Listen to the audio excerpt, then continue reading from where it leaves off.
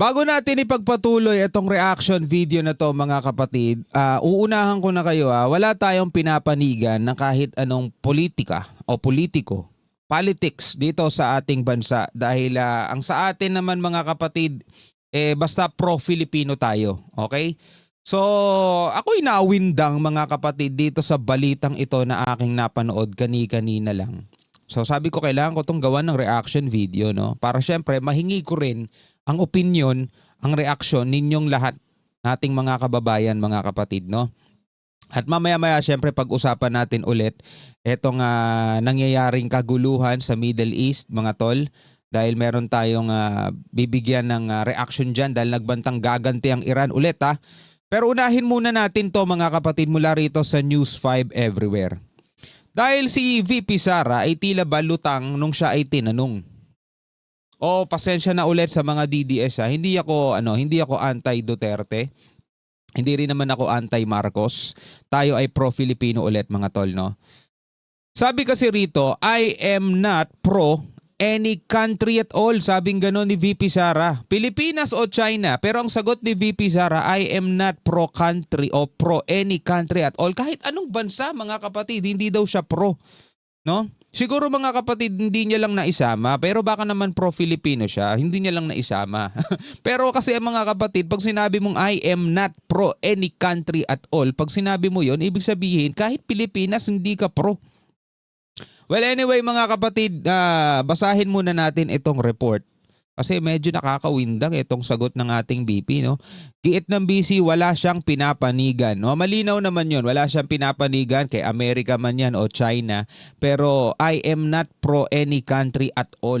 At all mga tol, no? Panoorin na lamang natin to mula rito sa News 5. Ano raw kaya ang amoy ng lider na hindi nagmamahal sa bayan? Yan ang parinig ng palasyo kay VP Sara Duterte na inaakusang maka-China raw. Alam mo kahit noon pa lang, no, ang laging sumusunog mismo o kumbaga parang self-destruction sa mga Duterte kahit noon pa, no, kay dating Pangulong Duterte is yung kanilang mismong sinasabi. Diba? Doon nakakakuha ng butas mga kapatid para punahin o para batikusin sila. Just like for example, etong kay VP Sara, di ba? Itong mga nakaraang mga issue sa kanya, mga controversial statement niya na gusto niyang alisan ng ulo si PBBM, may nakausap na siyang tao na kapag may nangyari daw sa kanya, inutusan niyang gumante kay Speaker, kay Lisa Araneta, kay PBBM, di ba? Sa bibig mismo kasi nila nanggagaling mga kapatid, yung mismong nagiging issue tungkol sa kanila. At eto na yung pinakabago. So far, no, ito yung pinakabago. Panoorin natin. Nasa frontline na balitang yan si Maricel Halili. Anong pipiliin mo? Pilipinas o China? Anong pipiliin mo? Pilipinas o China? Sagot dyan ni Vice President Sara Duterte. Matagal na nila yan na narrative na pro-China ako. I'm not pro any country at all. I'm not pro any country at all. Basta ako mga kapatid, pro-Philippines ako. Hindi ako pro-America, hindi ako pro-China, hindi ako pro-Japan, Korea o kahit na anong bansa. Basta pro-Philippines ako. Kayo, ano ba kayo? Kasi si VP Sara, I am not pro any country at all. Sabi niyang ganun. I'm not pro any country at all. Ang sinasabi ko lagi, we need to develop, we need to maintain, and we need to level up our relations with all countries. Hindi lang sa China. Pero nakalimutan ni VP, country din tayo. Pilipinas, country din tayo. No, ako binibigyan ko siya ng benefit of the doubt. Baka naman kasi hindi naman talaga 'yon ang ibig sabihin niya, 'di ba? No? Kumbaga inaano niya sa isip niya na hindi siya pabor o hindi siya pro China man 'yan, US man 'yan o kahit na anong bansa man 'yan, hindi siya pabor diyan. Basta Pilipino siya. Baka 'yun naman din ang gusto niya sabihin. Diba? Kumbaga parang nabibigyan lang ng ibang pakahulugan. Pero again mga kapatid, depende kasi yan sa nakikinig o depende yan sa inyo, depende na lang sa atin. Pero malinaw kasi sinabi niya, I am not pro any country at all. Baka naman kasi nakalimutan niya lang din na ang Pilipinas ay country din. 'Di ba? So, let's give her a benefit of the doubt, 'di ba? Sabi ng ganon. May maanghang na banat dyan ng palasyo. Sabi nga po ni Dr. Jose Rizal, Ayun na. ang hindi marunong magmahal sa sariling wika ay masahol pa sa hayop at malansang isda. Diba? Nakakuha ulit mga tol ng bala. Sabi ko nga sa inyo kanina, 'di ba? Ang mga Duterte minsan talaga o madalas napupulaan sila dahil mismo sa kanila ring mismong sinasabi. Kahit dati pa nung kay dating Pangulong Duterte. 'Di ba? Lahat ng mga naibabanat sa kanya galing din kasi mismo sa sinasabi niya, pabago-bago ng mensahe, pabago-bago ng mga pahayag. Sisigaw siya sa stage, bangag, tapos sa isang interview wala daw siyang sinabing adik ang presidente, 'di ba? Kumbaga yung mga bagay na ganyan, yun yung mga naipambabala sa kanya, and ganun din mga tol yung nangyayari dito kay VP. Yung mga controversial statement niya, yun yung mismong naipambabala pabalik sa kanya, at eto na nga yung pinaka-latest. Ano pa kaya ang isang Pilipino at isang leader na umaming hindi mahal ang kanyang sariling bansa? Ano kaya ang kanilang amoy? Yun lang po. At kung si Pangulong Bongbong Marcos nga raw ay proud sa pagiging Pinoy, bakit daw hindi ito magawa ni VP Sara? Ang Pangulo po taas noo at ipinagmamalaki na siya ay pro-Philippines. Sinabi niya na he will not yield even an inch of our territory. Pero tatandaan natin mga kapatid ito hindi pa tungkol to sa kahit na sino man sa kanilang dalawa, kay Sara Duterte man o Bongbong Marcos. Marami tayong nakikita mga nakaabarong sinasabing mahal nila ang Pilipinas, mahal nila ang Pilipino, pero mga tol, kung hahalungkatin mo laman ng isip niyan at puso niyan, walang pakialam sa mga Pilipino yan. Ang pakialam lang nila, laman ng bulsa nila. Sa totoo lang mga tol, hindi ito patungkol sa Sara Duterte o Bongbong Marcos. Real talk lang tayo mga tol. Mga nagsisisigaw, mahal ko kayo, ganyan-ganyan. Mahal ko ang Pilipinas. Pero kita nyo naman kung anong ginagawa lang niya habang nasa pwesto, kundi mangurakot ng mangurakot, di ba? Yung para sa mga Pilipino na, ninanakaw pa. Ay nako po. Kaya hindi rin masasabi na mahal mo Pilipinas dahil sa sinasabi mo lang. Hindi di ba? Sabi nga, action speaks louder than words. Matatanda ang iginiit ni Castro na pro-China ang mga Duterte matapos batikusin ni VP Sara ang foreign policy ng Administrasyong Marcos. Hindi naman din sikreto ang pagiging malapit sa China ng administrasyon ni dating Pangulong Rodrigo Duterte. Bakit? Hindi ba sila pro-China? Totoo naman di ba?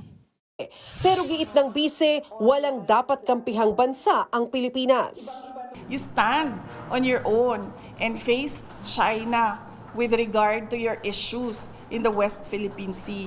You don't lean towards another superpower and say na, oh, please help me because he is bullying me. Ano yun? Parang hindi VP magsalita no? Balikan natin mga tol. Philippine Sea. You don't China with regard to your issues in the West Philippine Sea. You don't lean towards another superpower and say na, oh, please help me because he is bullying me. Hindi na tayo magbibigay ng comment dyan. Bahala na lang kayo mga tol. Ano yun? We have our Filipino pride. Pero kung totoong wala raw kinakampihan ng mga Duterte, bakit laging tikom daw si VP Sara sa usapin ng West Philippine Sea? Sa pahayag ni House Deputy Majority Leader Habang nilalabag ng China ang ating teritoryo, ang tinig ng pangalawang Pangulo ay kadalasang katahimikan, at kung may pahayag man, ito'y paninisi pa sa liderato. Paulo Ortega, madalas ay katahimikan lang daw ang nakukuha natin mula sa bise habang nilalabag na ng China ang ating teritoryo. Giit pa ni Ortega, ang record ni VP Sara ang makakapagsabi na pro-China ang kanyang pamilya. Nagbabalita mula sa Frontline. Alright mga kapatid, bahala kayong mag-reaction doon, bahala kayong mag-comment doon sa kanyang pahayag. Ano yun yung ganun mga kapatid, no? Ngayon tuloy natin. No, pinasalamatan ng Iran. Ito mula sa UNTV News. Pinasalamatan ng Iran ang China. Ay, may kinalaman sa China.